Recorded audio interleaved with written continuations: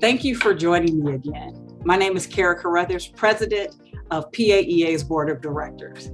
As Black History Month comes to a close, I hope that you were able to celebrate the legacy and contributions of Black PAs to our profession within your programs.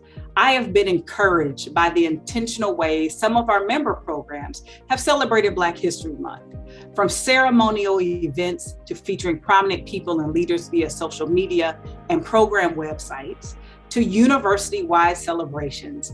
I commend those of you who have embraced and are active in living the values of diversity, equity, and inclusion.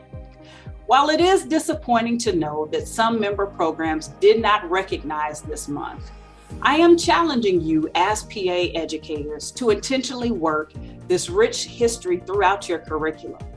In fact, should you take this challenge and do that, you will find some awesome information.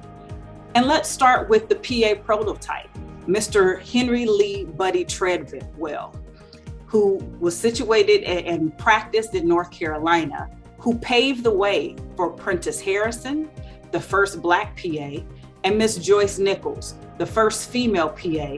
This then led the way to Mr. Stephen Turnipseed, who graduated from the first MEDEX class and was the first Black student in the MEDEX program, to Carl Toney, a PA educator who has served as a champion for accessible healthcare to underserviced rural populations, to Karen Bass, who we all love, who was the first PA elected to the U.S. House of Representatives, to Tricia Harris, who served as the first Black student who was the president of the AAPA Student Society, to Merle Dotson, who definitely paved the way as he was one of the few PAs to practice in the state of Mississippi before 2000. The critical work that was done in that state was with his efforts, which led to legislation allowing PAs to practice in the state of Mississippi. To Robin Hunter Buskey, who worked tirelessly as a PA in the U.S. Public Health Service and served as the first Black chairman of the NCCPA. And to our very own Howard Straker, whose dedicated work as a PA educator and service on the PAEA Board of Directors greatly influenced my involvement in PA education and our association. If you are in need of how to get access to this rich history and legacy, I encourage you to support the 20th anniversary of the PA History Society by visiting their website. Incorporate that information into your curricula, as well as check out the other resources that they have that will be of great benefit to you.